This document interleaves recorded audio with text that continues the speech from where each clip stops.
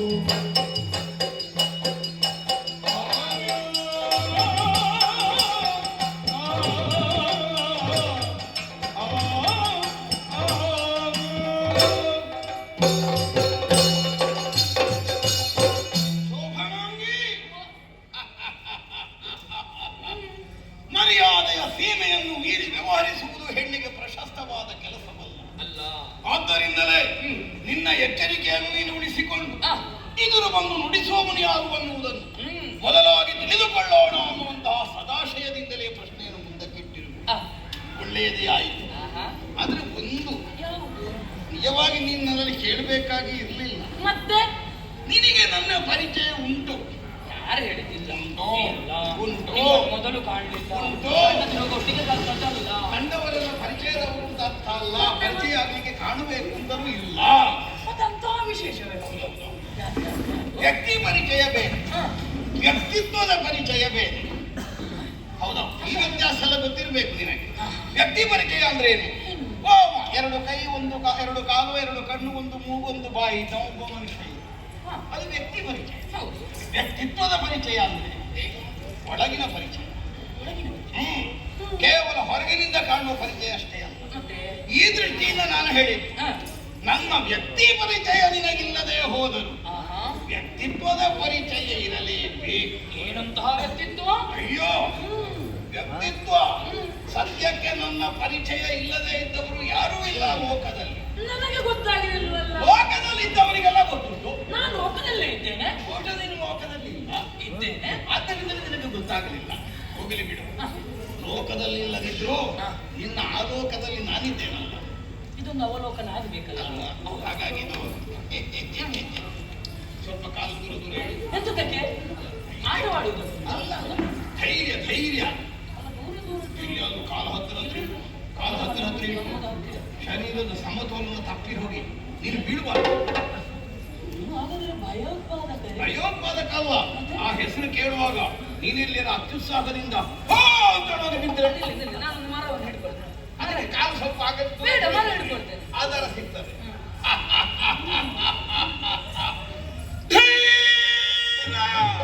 ಅದಾಗಲೇ ಹೇಳಿದ್ದೇನಲ್ಲ. ಧೀರ ಅಂದ್ರೆ ನನ್ನ ಪರಿಚಯ ಅಲ್ಲ, ಧೀರ ಅಂತ ಹೇಳಿದ್ದು ಅದು ನಾನು ಆಗಲೇ ಹೇಳಿದ್ದೇನೆ. ಅದಕ್ಕೆ ಬರ್ಕೊಂಡು ಬಂದಿದ್ದೀರಾ? ಹೆಸರು ಬರ್ಕೊಂಡು ಬಂದಿದ್ದೀರಿ ಮತ್ತೆ ಓದಿ ಅಷ್ಟು ಮಂದಿಗಳ ಪರಿಚಯ ಇಲ್ಲ ನನಗೆ. ಅಷ್ಟು ಮಂದಿಗಳ ಪರಿಚಯ ಇದ್ರೆ ನೆನಪಿಟ್ಟುಕೊಳ್ಳಿಕ್ಕೆ ಬರೆದು ಬರುವುದು. ಆಹಾ, ಅದೇನು ಗಾಳಿಯಲ್ಲಿ ಹೋಗುವ ಹೆಸರ? ಮತ್ತೆ ನಾನು ಸಂಕೇತವಾಗಿ ತಿಳಿಸಿದ್ದು. ಅಂದ್ರೆ ನೀವು ಯಾವುದನ್ನು ನಾವು ಊದಿದ್ರೆ ಹಾರಬಲ್ಲದು ಆಕಾಶದತ್ತ. ಅದು ಹೆಸರ? ಹಾಗಾದ್ರೆ ಹತ್ತಿ ಅಂತ ಹೆಸರ? ಹತ್ತಿಯಲ್ಲ, ಇಳಿ ಎಲೆಯ ಅಲ್ವೇ? ಮತ್ತೆ ಯಾವುದು?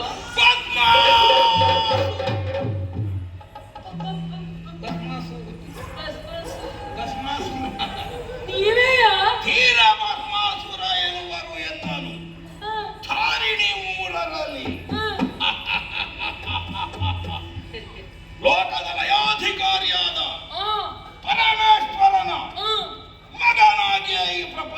ನಾನು ಸಂಜನಿಸಿದ. ಒಬ್ಬೊಬ್ಬ ಅಲ್ಲ, ಮಗ ಅಂದ್ರೆ ಈಶ್ವರ ದೇವರು ನನ್ನನ್ನು ಹೆತ್ತದ್ದಲ್ಲ. ಈಶ್ವರ ದೇವರು ಹೆರುವುದಿಲ್ಲ, ಪಾರ್ವತಿ ಅಮ್ಮ ಹೆತ್ರೆ. ಯಾವ ಪಾರ್ವತಿ ಅಮ್ಮ? ಮತ್ತೆ ಪಾರ್ವತಿ ಅಮ್ಮ ಇನ್ನೆಲ್ಲಿಗೆ ಹೆರು? ಅಲ್ಲ, ಅವರ ಹೆಂಡತಿ. ಅದೇ ಈಶ್ವರನ ಹೆಂಡತಿ. ನಾನು ಯಾವತ್ತ ಹುಟ್ಟಿಯಾಗಿದೆ ಇನ್ನೆಲ್ಲಿಗೆ ಹೆರುವುದು ಕೇಳಿದ್ದೆ. ಅಲ್ಲ, ಇನ್ನಲ್ಲ, ಶಿವದೇವರು ಹೆರುವುದು ಹೇಗೆ ನನ್ನದೊಂದು ಪ್ರಶ್ನೆ. ಪಾರ್ವತಮ್ಮ ಹೆತ್ತದ್ದಲ್ಲ. ಶಿವದೇವರು ಇರಲಿಲ್ಲ, ಪಾರ್ವತಿ ಇರಲಿಲ್ಲ, ಮತ್ತೆ ಗಂಗಾದೇವಿಯ ಅಲ್ಲ ಅಲ್ಲ ಅಲ್ಲ ಅಲ್ಲ ಅಲ್ಲ ಅಲ್ಲ ಅಲ್ಲ. ಮತ್ತೆ ಇದು ನನ್ನ ಅಪ್ಪಯ್ಯ ನನ್ನನ್ನು ಕಲ್ಲು ಬಿಸಾಡಿ ಹುಟ್ಟಿಸಿದ. ಅಷ್ಟು ಕಷ್ಟವಾಗಿತ್ತಲ್ವ ಕಲ್ಲು ಬಿಸಾಡಿ ಹುಟ್ಟಿಸಿದ್ದು ಅಂತ ಹೇಳಿದ್ರೆ ನೀವು ಮಾತಾಡ್ಲಿಲ್ಲ. ಎಂತದೆ ಕಲ್ಲು ಬಿಸಾಡಿ? ಕಲ್ಲು ಬಿಸಾಡಿ ಯಾರಾದ್ರೂ ಮಕ್ಕಳು ಹುಟ್ಟಿದ್ದ? ತಪ್ಪಾದ ನಾನು ಪೂರ್ತಿ ವಿಷಯ ಹೇಳಲಿಲ್ಲ. ನಮ್ಮ ಅಪ್ಪಯ್ಯನಿಗೆ ನಾಮ ಅಪ್ಪ ಅಭ್ಯಾಸ ದಿನ. ಅಂದ್ರೆ ಮಗನಿಗೂ ಸ್ವಲ್ಪ ಇರ್ಬೋದು, ಸ್ವಲ್ಪ ಜಾಗ್ರತೆ ಬೇಕು. ಎಂತ ನಾಮಕ ಅಭ್ಯಾಸ ಹೇಳಿದ್ರೆ ಊರಲ್ಲಿ ಬೇರೆ ಅರ್ಥ ಆಗ್ತದೆ ಅದಕ್ಕೆ. ಏನ್ ನಾಮ? ಹಣೆಗೆ ಅಡ್ಡ ನಾಮ. ಅದು ಭಸ್ಮ. ಭಸ್ಮ ಭಸ್ಮಧಾರಣೆ. ಒಂದು ದಿವಸ ಭಸ್ಮಧಾರಣೆ ಮಾಡುವುದಕ್ಕಾಗಿ ಪಾರ್ವತಮ್ಮ ತಂದಂತಹ ಭಸ್ಮವನ್ನು ಕೈಯಲ್ಲಿ ಹಾಕಿ ಮರ್ದಿಸುತ್ತಿರುವಾಗ ಅದರಲ್ಲಿ ಒಂದು ಹರಳು ಸಿಕ್ಕಿತಂತೆ. ಇದೇ ಅನುಭವ ಸುಂಕ ತೆಗೆದು ಬಿಸುಡಿದು. ನಾನು ಅಲ್ಲಿಂದ ಹುಟ್ಟಿಕೊಂಡ. ಎಲ್ಲಿಂದ? ಹರಳಿನಿಂದ ಹುಟ್ಟಿದ್ದ? ಕಲ್ಮಶದಿಂದ ಹುಟ್ಟಿದ್ದ? ಕಲ್ಮಶ ಅಲ್ವೇ? ಕಶ್ಮಲ. ಅದೇ ಕಶ್ಮಲ ಆಗುವುದು. ಮತ್ತೆ ಕಶ್ಮಲವೂ ಅಲ್ಲ, ಕಲ್ಮಶವೂ ಅಲ್ಲ. ಮತ್ತೆಂತದ್ದು? ಹುಟ್ಟುವಿಕೆಗೆ ಕಾರಣವಾಗಬಹುದಾದಂತಹ ಒಂದು ಸತ್ವ ಅದರಲ್ಲಿ ಇದೆ ಅಂತಾದ್ರೆ ಅದನ್ನು ಕಲ್ಮಶ ಅಂತ ಹೇಳಲಿಕ್ಕಿಲ್ಲ. ನೂತನವಾದ ಸೃಷ್ಟಿಯನ್ನು ಒಳಗೊಂಡಂತಹ ಒಂದು ವಿಶೇಷ ಅಂತ. ಅಲ್ಲಿಗೆ ಹುಟ್ಟಿದ್ದು ನೀವು? ಅದೇ ಅದೇ, ಅಲ್ಲಿಗೆ ಹುಟ್ಟಿದೆ. ಅಲ್ಲಿಗೆ ಕಲ್ಲಪ್ಪನಿಗೆ ಹುಟ್ಟಿ. ಕಲ್ಲಪ್ಪ ಅಲ್ಲ, ಈಶ್ವರನೇ ಅಪ್ಪ. ಪದ್ಮಾಸುರ ಅನ್ನುವಂತಹ ಹೆಸರನ್ನಿರಿಸಿ ನಮ್ಮ ಅಪ್ಪಯ್ಯನೇ ಪೋಷಿಸಿ ಇದು ಹೋಗಲಿ. ಇದಿಷ್ಟು ನನ್ನ ಪರಿಚಯ. ಈಗ ಹೇಳಿ, ವಿಶ್ವೇಶ್ವರನ ಮಗ. ವಿಶ್ವೇಶ್ವರನ ಮಗ? ಧೈರ್ಯದಲ್ಲಿ ನೀವು ಮಾತಾಡ್ಬೋದು, ಏನ್ ತೊಂದರೆ. ಹೌದು, ನನ್ನ ಪರಿಚಯ. ನಿನ್ನೆಲ್ಲಿ ಹುಟ್ಟಿದೆ? ನಿನ್ನನ್ನು ಯಾರು ಕಲ್ಲು ಬಿಸಾಡಿ ಹುಟ್ಟಿದೆ? ನೀವು ಹುಟ್ಟಿದ ಹಾಗೆ ನಾನಂತ ಭಾವಿಸುವುದ? ಎಲ್ಲರೂ ಕಲ್ಲು ಬಿಸಾಡಿ. ಅಯ್ಯೋ, ಎಲ್ಲಿಂದ ತೊಡಗಿಕೊಳ್ಳಿ. ಅತಿ ಕುಲದಲ್ಲಿ ಹುಟ್ಟಿ ಕತಿಯ ಕಾಣದೆ ಬಂದೆ, ಕತಿಯ ಕಾಣದೆ ಬಂದೆ.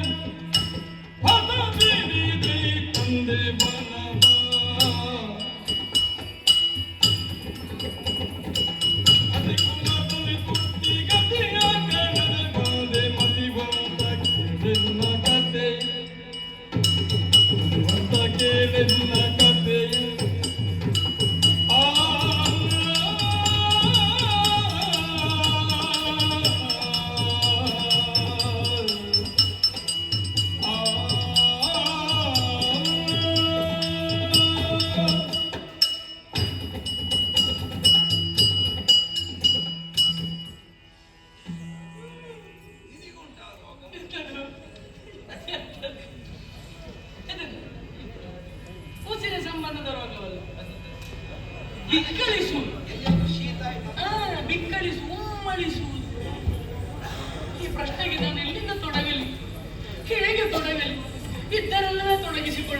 ಏನಾಯ್ತು? ನೀವು ಕೇಳಿದ ಪ್ರಶ್ನೆಗೆ ನನಗೆ ಆದಿಯೇ ಇಲ್ಲ ಅಂತಾಗಿದೆ ಅಂತ ಹೇಳಿಲ್ಲ. ಅರ್ಥ ಆಗ್ತದೆ. ಅತಿ ಕುಲದಲ್ಲಿ ಹುಟ್ಟಿದೆ. ಅದೇ ಗುಣ. ಹೌದು. ಅದಕ್ಕೆ ಹೆಗ್ಗಳಿಕೆ ಎಲ್ಲ ಹೊಡಬೇಕು. ಅದರಲ್ಲಿ ಹೆಗ್ಗಳಿಕೆ ಉಂಟು. ಕುಲದಲ್ಲಿ ಹುಟ್ಟಿದ್ದೇನೆ. ಅತಿ ಅಂದ್ರೆ ಮಿತಿ ಮೀರಿ ಅಲ್ಲಲ್ಲ, ಎತ್ತರವಾದಂತಹ ಕುಲ, ಶ್ರೇಷ್ಠವಾದ ಕುಲ. ಶ್ರೇಷ್ಠವಾದ ಕುಲ. ನನ್ನದು ಕುಲ ದೊಡ್ಡದೇ. ಅದೇ ಈಶ್ವರ ದೇವರ ಕುಲ. ಹೌದು, ಜಗತ್ಕುಲ ನಿಮ್ಮ. ಅತಿ ಕುಲದಲ್ಲಿ ಹುಟ್ಟಿದೆ. ಗತಿಯ ಕಾಣದೆ ಬಳಲಿದೆ. ಗತಿ ಇಲ್ಲ ಅಂದ್ರೆ ಅಮ್ಮ ಅಪ್ಪ ಅಮ್ಮಪ್ಪ ಅಮ್ಮಪ್ಪ ಹಾಗಲ್ಲ. ಅಪ್ಪ ಯಾರು? ಅಪ್ಪ ಹೋಗಿದ್ದಾರೆ ಅಂತ ನಾನು ನೋಡ್ಲಿಲ್ಲ. ಹೌದಾ? ತಿರುಗಿ ಕೂಡ ನೋಡ್ಲಿಲ್ಲ ಹೋಗುವಾಗ? ಹಾಗಲ್ಲ, ಎಲ್ಲಿಗೂ ದೂರಕ್ಕೆ ಹೋದದ್ದಲ್ಲ, ದೇವರ ಪಾದವನ್ನು ಸೇರಿಕೊಂಡರು. ಓ, ಇದು ಗೋವಿಂದ ಅಂದ್ರೆ ಕೊನೆಯ ಗೋವಿಂದ. ಮತ್ತೆ ಆದ್ಯ ಗೋವಿಂದ ಬೇರೆ. ಅದು ಆಗಲ್ಲ. ಗೋವಿಂದ ಅನ್ನೋ ಹೆಸರಿನವ ಅಲ್ಲ. ಹೌದು. ಅಪ್ಪನನ್ನು ಗೊತ್ತಿದೆ. ಅಪ್ಪ ಯಾವಾಗ ಸತ್ತದ್ದು ಸಾಧಾರಣ? ನಾನು ಹುಟ್ಟುವ ಮೊದಲು. ಹೌದಾ? ಮೊದಲೇ ಸತ್ತಲ್ಲ? ಹೌದಂತೆ. ನಾನು ಅಮ್ಮನ ಗರ್ಭದಲ್ಲಿರುವಾಗ ಅಪ್ಪ ಸತ್ತದ್ದು. ನೀನು ಗರ್ಭದಲ್ಲಿರುವಾಗ ಸತ್ತದ್ದು? ಹೌದು. ಅದಕ್ಕಿಂತ ಮೊದಲು ಸಾಯಲಿಲ್ಲ. ಹೇಗೆ? ನಮ್ಮ ಪುಣ್ಯ. ಮತ್ತೆ ನೀನು ಹುಟ್ಟಲಿಕ್ಕಿರ್ಲಿಲ್ಲ. ಹೌದು. ಅಲ್ಲ, ಬೇರೆ ಅಪ್ಪನಿಗೆ ಹುಟ್ಟಬಹುದು. ಅದಾಗುದಲ್ಲ. ಬೇರೆ ಅಪ್ಪನಿಗೆ ಆ ಅಮ್ಮನಲ್ಲ, ಬೇರೆ ಅಮ್ಮನಲ್ಲಿ. ಬೇರೆ ಅಮ್ಮ. ಬೇರೆ ಅಮ್ಮನಲ್ಲಿ ಬೇರೆ ಅಪ್ಪನಿಗೆ ಹುಟ್ಟಬಹುದು. ಬೇರೆ ಗಂಡ ಇಲ್ಲ. ಆ ಅಮ್ಮನಲ್ಲಿ ಹುಟ್ಟಲಿಕ್ಕೆ ಆಗುದಿಲ್ಲ. ಅಮ್ಮ ಅಮ್ಮ ನನ್ನನ್ನು ಹೆತ್ತ ಬಳಿಕ ಹಾ. ಮತ್ತೆ ಅವರು ಅಪ್ಪನ ಹಿಂದೆ ಹೋದರಂತೆ. ಓ, ಇಂಥ ಆದರ್ಶ ದಾಂಪತ್ಯ. ಎಂತದ್ದು ದಾಂಪತ್ಯ? ಇನ್ನು ಅಪ್ಪ ಅಮ್ಮನಂತ ಎಂತದ್ದು? ಎಲ್ಲಿ ಅಪ್ಪ ಹೋದ್ರೆ ಅಲ್ಲಿ. ಹೌದು. ಅಂದ್ರೆ ದೇವರ ಪಾದ ಸೇರಿಕೊಂಡ್ರು. ಅಮ್ಮನು ಅಮ್ಮನು ಅಪ್ಪನು ಅಮ್ಮನು ಇಲ್ಲಲ್ಲ. ಏನು ಸೌಭಾಗ್ಯ. ಎಂತದ್ದು ಸೌಭಾಗ್ಯ? ಅಲ್ಲ, ಅಪ್ಪ ಅಮ್ಮ ಎಲ್ಲ ಇದ್ರೆ ಒಂದು ನಿನಗೆ ಬೇಕಾದಾಗ ಈಗೆಲ್ಲ ಇದ್ದು ತಿರುಗಾಡ್ಲಿಕ್ಕೆ ಆಗ್ತದೆ. ಅಂದ್ರೆ ತಿರುಗಾಡಬೇಕು ಅಂತ ಅಲ್ಲ, ಹೇಳಿ ಹೇಳಿದ್ ನಾನು. ಈಗ ಬೇಕಾದಾಗ ಇದ್ದು ಬಿಡ್ಬೋದಲ್ಲ. ಯಾರ ಹಂಗೂ ಇಲ್ಲ. ಹಾಗೆ ಹೇಳುವುದಕ್ಕಾಗುದಿಲ್ಲ. ಸಣ್ಣ ಶಿಶುವನ್ನು ಸಾಕಬೇಡುವ, ಆರೈಕೆ ಮಾಡಬೇಡುವ, ಪೋಷಣೆ ಮಾಡಬೇಡುವ. ಸ್ವಲ್ಪ ವರ್ಷ ಸಾಕಿದ ಮೇಲೆ ಮತ್ತೆ ಹೋಗ್ಬೋದು. ಮತ್ತೆ ಹಾಗಲ್ಲ, ಮತ್ತೆ ಒಂದು ಬುದ್ಧಿ ಬೆಳೆಯುತ್ತದೆ. ನಮಗೊಂದು ಪರಿಚಯನ್ನು ನಾವೇ ನಿರ್ಮಿಸಬಹುದು. ಹೀಗೆ. ಆದ್ರೆ ಸಾವು ಅನ್ನುವುದು ಆಕಸ್ಮಿಕ. ಹೌದು, ನಮಗೆ ನಿರ್ಣಯ ಮಾಡ್ಲಿಕ್ಕೆ ಆಗುದು. ಅನಾಥೆಯಾದಂತಹ ನನ್ನನ್ನು ಎಷ್ಟು ಜನ ಸಾಕಿ ಬೆಳೆಸಿದ್ರು ಗೊತ್ತುಂಟ? ಯಾವಾಗ? ಸಣ್ಣದಿರುವಾಗ. ನಾನಿರುವ. ಆಚೆ ಮನೆಯ ವೆಂಕಮ್ಮ, ಹಾ. ಈಚೆ ಮನೆಯ ಸುಳ್ಳಮ್ಮ, ಓಹೋ. ಎದುರು ಮನೆಯ ಲಕ್ಷ್ಮಮ್ಮ. ಲಕ್ಷ್ಮಮ್ಮ ಹಿಂದಿನ ಮನೆ ಅವರ ಹೆಸರು ಮಾರುತ್ತದೆ. ಹೌದು. ಹೀಗೆ ಎಲ್ಲರ ಮನೆಯಲ್ಲಿ ಬೆಳೆದವಳು ನಾನು. ಹಾಗಾಗಿ ವೆಂಕಮ್ಮ, ಸುಬ್ಬಮ್ಮ, ಲಕ್ಷ್ಮಮ್ಮ, ಸಂಕಮ್ಮ, ಸಂಗಮ್ಮ ಎಲ್ಲ ಹೀಗೆ ಬೆಳೆದು ಬೆಳೆದು ಎಲ್ಲರ ಕೈ ತುತ್ತು ತಿಂದು ತಿಂದು ತಿಂದು ಇಷ್ಟು ಎತ್ತರಕ್ಕೆ ಬೆಳೆದು. ಅದೇ ನಾನು ಆಲೋಚನೆ ಮಾಡಿದ್ದೆ. ಎಂತದ್ದು? ಸ್ವಲ್ಪ ತಿಲ್ಲಿಗೆ ಹೋಗೋದು ಹೆಚ್ಚಾಗಿ ಹಾಗಲ್ಲ. ಉದ್ದಕ್ಕೆ ಬೆಳೆದಲ್ಲ. ಹಾಗಲ್ಲ, ಅದು ಅಪ್ಪ ಇದ್ದಿರ್ಬೋದು. ಗೊತ್ತಿಲ್ಲ. ಹಾಗೆ ಬೆಳೆದಂತಹ ನಾನು, ನನಗೆ ಆ ಅತಿ ಕುಲ ಈಗ ನನಗೆ ಸಮನ್ವಯ ಬರುವುದು. ಎಲ್ಲರ ಕುಲದಲ್ಲಿ ಅಂದ್ರೆ ಅವರು ಇವರು ಅಂತ ಎಲ್ಲರ ಮನೆಗೆ ಇದು ಅತಿ ಕುಲ. ಅತಿ ಕುಲ ಶ್ರೇಷ್ಠ ಕುಲ. ಹೌದು. ಆಮೇಲೆ ಬೆಳೆದದ್ದು ಅತಿ ಕುಲ. ಅತಿ ಕುಲ. ಅಂದ್ರೆ ಅನೇಕ ಕುಲಗಳಲ್ಲಿ ಬೆಳೆದ. ಹೌದು. ಅದು ಒಂದು ಕುಲಾಧಿಕ್ಯವನ್ನು ಹೊಂದಿದ. ಹೌದು. ಹೀಗೆ ಪ್ರಾಯ ಬಂತು ನನಗೆ. ಪ್ರಾಯ ಬಂದ ಮತ್ತೆ ಕುಳಿತುಕೊಳ್ಳುವುದಲ್ಲಿ ಕುಳಿತುಕೊಳ್ಳುವುದಕ್ಕಾಗುವುದಿಲ್ಲ. ನಿಲ್ಲುಕೊಳ್ಳುವ ಅಮ್ಮ ಇದ್ರೆ ಅಮ್ಮನ ಹತ್ರ ಆದ್ರೂ ಕೇಳ್ಬೇಕು. ಪ್ರಾಯ ಜೊತೆಗೆ ಬಂದಮ್ಮ. ಅಮ್ಮ ಇಲ್ಲ. ಯಾರ ಹತ್ರ ಕೇಳುದು? ಎಲ್ಲ ಮನೆಯಲ್ಲಿ ಕೇಳಿದ್ರೆ ಹೇಳ್ತಾ ಹೋಗ್ಬೇಕಾದ್ರೆ. ಈಗ ನೆರೆ ಮನೆಯವ್ರ ಹತ್ರ ಹೇಳ್ಬೇಕಷ್ಟೇ, ಪ್ರಾಯ ಜೊತೆಗೆ ಬಂದಣ್ಣ ಅಂತ. ಹೌದು. ನನಗಾಗುವುದಿಲ್ಲ. ಹಾಗೆಂದು ನಿಂತುಕೊಂಡೆ. ಹಾಗಲ್ಲ, ನೀವೇ ಹಾಸಿಗೆ ಅದು ಚಾವಣಿ ತಗ್ಗಿ ಇಲ್ಲ. ಸರಿ, ಮಲಗಿದೆ. ಮಲಗುವುದಕ್ಕಾಗುದಿಲ್ಲ. ಹೌದಾ? ಅದೇನು ಗೋಡೆ ತಾಗ್ತದೆ? ಹಾಗಲ್ಲ, ಏನೋ ಒಂದು ಮನಸ್ಸಿಗೆ ಏನು ಹಿತ ಇಲ್ಲ, ಮುದ ಇಲ್ಲ. ಓ, ಅದು ಬಹುಶಃ ನೀನಲ್ಲಿ ಹಸಿದ ಹೊಟ್ಟೆಯಲ್ಲಿ ಮಲಗಿರ್ಬೇಕು. ಹೊಟ್ಟೆಯಲ್ಲಿ ಹಸಿ ಇರುವಾಗ ಮತ್ತೆ ಮಲಗಿದ್ರೆ ನಿದ್ದೆ ಬರ್ತದೆ. ಅವರೆಲ್ಲ ತಿಂದ ಬಳಿಕ ಹೇಳಿದ್ದು. ಅವರೆಲ್ಲ ಕೊಟ್ಟು ತಿಂದಾದ ಬಳಿಕ ಆಗುವುದಿಲ್ಲ ಇಷ್ಟೆಲ್ಲ ಮಾಡ್ಲಿಕ್ಕೆ ಅಂತ. ಹೌದಾ? ಏನು ಏನು ಅಂತ ಅಜ್ಜಿಯಲ್ಲಿ ಕೇಳಿ. ಹೌದಾ? ಅಜ್ಜಿಯರಿಯ? ಸುಬ್ಬಮ್ಮನ. ಅಜ್ಜಿ ಹಾಗೆ ಸ್ವಲ್ಪ ಲೋಕಾನುಭವ ಹೆಚ್ಚಿರ್ತದೆ. ಮತ್ತೆ ಈ ಪ್ರಾಯ ಎಲ್ಲ ದಾಟಿ ಅಲ್ಲ. ಹೌದೌದು. ಹುಟ್ಟಿದ ಮೊದಲು ಅಜ್ಜಿ ಹೌದಲ್ಲ. ಹಾಗೆ ಬಹುಶಃ ಈ ಪ್ರಾಯದಲ್ಲಿ ಆ ಅಜ್ಜಿಗೆ ಏನೇನಾಗಿದೆ ಅಂತ ಯಾವ ಅಜ್ಜಿ ಅಂತ ಗೊತ್ತಿಲ್ಲ. ಅಜ್ಜಿಯಲ್ಲಿ ಕೇಳಿ, ನಿನಗೊಂದು ಕಾರ್ಯ ಆಗಬೇಕು ಮಗಳು. ಕಾರ್ಯ ಹೌದು. ಬದುಕಿದ್ದಾಗೆ. ಹೌದು.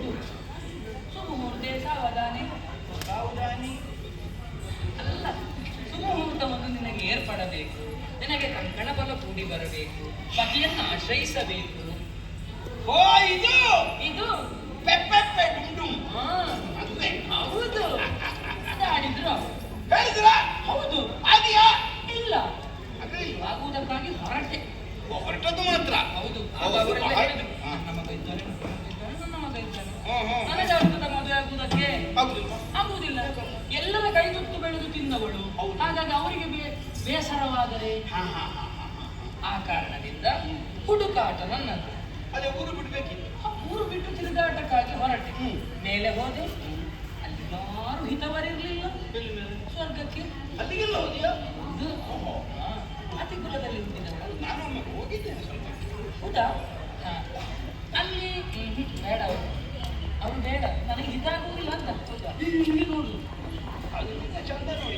ಅಲ್ಲ, ಅವನು ಕಣ್ಣೆ ಮುಚ್ಚುವುದಿಲ್ಲ ಅವನು. ಹೀಗೆ ಬಿಚ್ಚ ಕಣ್ಣು. ಬಿಟ್ಟ ಕಣ್ಣು ಬಿಟ್ಟದ ಹೀಗೆ. ಹಾ. ಯಾವ ಭಾವನೆ? ಯಾವ ಭಾವನೆ? ಒಂದೊಂದು ಸಲ ಆದ್ರೆ ಕಣ್ಣು ಮುಚ್ಚಿ ಬಿಡು. ಅದೇ ಹೇಗೆ ನಿಮಗೆ ಆಗ್ತದೆ ಅಂತ ಅವರಿಗೆ ಆಗ್ತದೆ. ಅದ ಹೇಳಿದ್ನ. ಚಂದ ಅಂದ್ರೆ ಹಾಗೆ. ಅವರು ಬೇಡ ಅಂತ ಒಂದೇ ಸಲಕ್ಕೆ ಎರಡು ಕಣ್ಣು ಮುಚ್ಚಲಿಕ್ಕೆ ಆಗಿದ್ರೆ ಒಂದೊಂದು ಸಲ ಆಗಿದೆ, ಒಂದೊಂದು ಸಲ ಹೀಗಾದ್ರೂ ನೋಡಿ. ಅಂದ್ರೆ ಇನ್ನು ಅವರಿಗೆ ಹೇಳಿ ಕೊಟ್ಟಾಗ್ತದೆ. ಅಲ್ಲ ಅವರಿಗೆ ದೇವತೆಯೇ ಇಲ್ಲ. ಹಾ, ಹೌದು. ಆಯ್ತು, ಕೆಳಗಿಳಿದೆ ಮಾತಾಡಕ್ಕೆ. ಮಾತಾಡ. ಹಾ, ನಾ ಅಲ್ಲಿ ಒಂದು ಹೋಗಲಿಲ್ಲ. ಅದೆಲ್ಲ ಹೋಗಿ ಆಯ್ತು. ಅಲ್ಲಿ ಹೋದ್ರೆ ಅವರು ಹಿತವೆನಿಸಲಿಲ್ಲ. ಮಾತಾಡಿದ ಒಂದು ಪ್ರಯೋಜನ ಇಲ್ಲ. ಮಾತಾಡಬಹುದಾಗಿಲ್ಲ, ಹರಿದಾಡಿಕೊಂಡು ಹೋಗುವುದು. ಈ ಹರಿದಾಡುವಿಕೆ ಆಗುವಂಥದ್ದಲ್ಲ. ನಮಗದು ಸಾಮ್ಯತೆ ಇಲ್ಲ. ಹಾಗೆ ವನದಲ್ಲಿ ಸಂಚರಿಸಿ ಸಂಚರಿಸಿ ಸಂಚರಿಸಿ ಇಲ್ಲಿಯವರೆಗಾಗಿ ಬಂದೆ, ನಿನ್ನನ್ನು ಕಂಡೆ. ಅಲ್ಲಿಗೂ ನಿಂತಿದ್ದು ಏನು ಇಷ್ಟು ನನ್ನದು. ಹಾಗಾದ್ರೆ ಇದಕ್ಕಿಂತ ಮೊದಲು ಒಂದು ಮದುವೆ ಅಂದ್ರೆ ಒಂದು ಮದುವೆ. ಅಲ್ಲ, ಮದುವೆ ಬಗ್ಗೆ ಒಂದು ಮುಂದುವರಿಕೆ ಆಗಲಿಲ್ಲ. ಹಿತವರು ಯಾರು ಇಲ್ಲ, ಯಾರು ನನಗೆ ಹಿತವರು. ಒಳ್ಳೇದಾಯ್ತು. ನಿನಗೆ ಮದುವೆ ಆಗದಿದ್ದದ್ದೇ ಉಂಟು. ನೀವು ನನಗೆ ಶಾಪ ಹಾಕುದು. ಆಗಲ್ಲ. ಮತ್ತೆ ಯಾಕಿದ್ರೆ ನನಗೂ ಆಗಲಿಲ್ಲ. ಅದು ನಿಮಗೆ ಆಗದಿದ್ರೆ ನನಗೆ ಆಗದಿದ್ರೆ ಏನಂತ ಸಾಮ್ಯತೆ ಬೇಕಲ್ಲ. ಸರಿ ಬಂತಲ್ಲ ಸಂಬಂಧ. ಹೇಗೆ? ನನಗೂ ಆಗಲಿಲ್ಲ, ನಿನಗೂ ಆಗಲಿಲ್ಲ. ನನಗೂ ಆಗಬೇಕು, ನಿನಗೂ ಆಗಬೇಕು. ಏನು ಒಂದು ಒಗಟು ಒಗಟು ಅಲ್ಲ, ನೀನು ಮದುವೆ ಆಗಬೇಕು ಅಂತ ಹೊರಟಿದ್ದೆ. ನಿನಗೆ ಬಂದ ರೋಗ ಪರಿಹಾರ ಆಗಬೇಕಾದ. ಹೌದು. ನನಗೆ ಮದುವೆ ಆಗುವುದೇ ರೋಗ. ಮದುವೆ ರೋಗವಾ? ಅಲ್ಲ, ಹಾಗಲ್ಲ, ಮದುವೆ ಆಗಬೇಕು ಅನ್ನುವುದೇ ರೋಗ ಅಂತ. ಹಾಗೆ. ನಿನಗೆ ಬಂದ ರೋಗ ಪರಿಹಾರ ಆಗ್ಲಿಕ್ಕೆ ಮದುವೆ ಆಗಬೇಕು. ಹ್ಮ್. ನನಗೆ ಮದುವೆ ಆಗಬೇಕು ಅನ್ನುವುದೇ ರೋಗ. ಹೌದಾ? ಆ ನಿವೃತ್ತಿ ಆಗಬೇಕು, ನಾನು ಮದುವೆ ಆಗಬೇಕು. ಯಾರು ಸಿಗ್ಲಿಲ್ಲ ನಿಮಗೆ? ಯಾರು ಸಿಗಲಿಲ್ಲ. ಯಾರು ಸಿಗುವುದು ಬೇಡ, ಹ? ನೀನೇ ಸಿಕ್ಕಿದ್ದೀಯಲ್ಲ. ಅದಕ್ಕೆ ಓ ಮೋಹಿನಿ. ನನ್ನ ಹೆಸರು ಗೊತ್ತಾಯ್ತು ನಿಮಗೆ? ನಿನ್ನ ಹೆಸರು ಮೋಹಿನಿ ಅಂತ? ಹೌದು. ನಾನು ಗೊತ್ತಿದ್ದ ಹೇಳಿದ್ದಲ್ಲ. ಗೊತ್ತಿಲ್ಲದೆ ಹೇಳಿದ್ದ? ನಾನು ವ್ಯಕ್ತಿಯ ಹೆಸರು ಹೇಳಿದ್ದಲ್ಲ, ವ್ಯಕ್ತಿತ್ವದ ಹೆಸರು ಹೇಳಿ.